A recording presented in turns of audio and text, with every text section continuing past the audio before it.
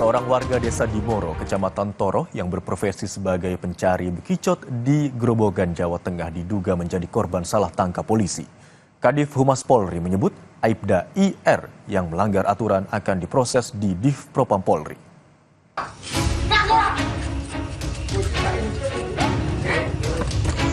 Mohon keadilan tegakkan karena saya dituduh nggak mempunyai atau nggak melakukan seperti yang dituduhkan. Semuanya kita minta dengan hormat untuk bisa awasi Polri, tegur Polri. Seorang warga desa Dimoro, Kecamatan Toroh, yang berprofesi sebagai pencari bekicot di Grobogan, Jawa Tengah, diduga menjadi korban salah tangkap polisi. Kami tidak bisa menayangkan video amatir ini secara utuh karena mengandung unsur kekerasan. Korban mendapat kekerasan dari polisi saat diinterogasi. Ia dituduh sebagai pencuri pompa air bermesin diesel. Meski tidak merasa bersalah, kondisi yang membuatnya ketakutan hingga tidak membela diri. Diapakan, Mas? Diidentifikasi. Diklarifikasi. Terus ternyata di sana putusannya gimana? Klarifikasi ya saya ditanya dengan biasa saja dan jujur.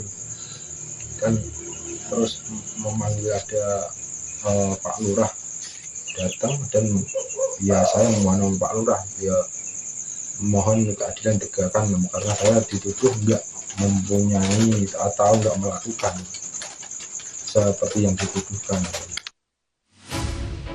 Merespons kesalahan bawahannya, AKBP Ike Yulianto mendatangi korban untuk meminta maaf.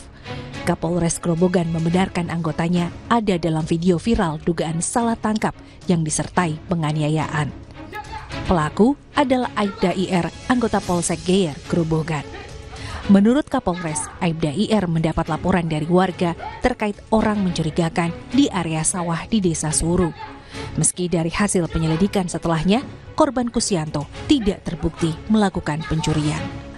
Kapolres Grobogan memastikan Aibda IR dalam penyelidikan Propam dan akan mendapat sanksi jika terbukti melanggar.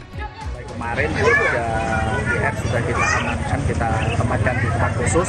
Kemudian saat ini masih dalam proses pemberkasan.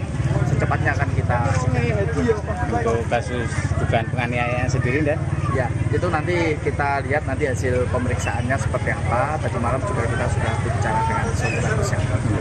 Tadi malam sudah kita temui apa yang diinginkan oleh saudara Kusianto sudah kita penuhi semua, termasuk keinginan Dinan seperti memperbaiki kendaraan dan lainnya sudah kita penuhi semua. Polri angkat bicara soal kasus pencari bekicot yang jadi korban salah tangkap dan penganiayaan. Kadif Humas Polri, Ijen Sandi Nugroho, menyebut akan menindak tegas segala pelanggaran yang dilakukan anggotanya. Sandi menambahkan, Aibda IR yang melanggar aturan akan diproses di Div Propam Polri. Terkait di Grobogan juga akan ditindak untuk anggota. Tadi udah jelaskan Pak Kapolri, waktu pojokan sana. Tadi ya, sekali lagi semuanya yang melanggar ketentuan sudah diverifikasi, sudah diperiksa sama Propam. Bahkan yang periksa bukan cuma Propam, situasi pun tidak tutup. Jadi polisi saat ini sudah tidak ada lagi ruang bersembunyi kalau ada yang melanggar ketentuan. Ada pengawasan dari internal, ada pengawasan dari eksternal, ada pengawasan dari dunia digital, ada teman-teman dari netizen. Semuanya kita minta dengan hormat untuk bisa awasi Polri, tegur Polri. Komnas HAM ikut merespons kasus ini. Komnas HAM menilai polisi patut mengedepankan asas praduga tak bersalah. Tidak hanya itu, penggunaan kekerasan dalam penegakan hukum juga disebut bisa mengaburkan fakta dan data. Asas praduga tak bersalah ini merupakan salah satu hak asasi manusia yang penting dalam sistem peradilan pidana. Seseorang itu dituduh atau diduga melakukan suatu tindak pidana, maka tindakan yang dilakukan kepolisian harus didasarkan pada alat bukti yang cukup. Perbuatan yang sangat dilarang dalam proses penegakan hukum pidana adalah penyiksaan. Kenapa? Karena penyiksaan ini dapat menyebabkan data-data atau informasi yang diperoleh itu tidak benar dan bisa menjadi peradilan yang sesat. Saya tidak pernah melakukan pembunuhan itu. Ini fitnah. Saya rela mati.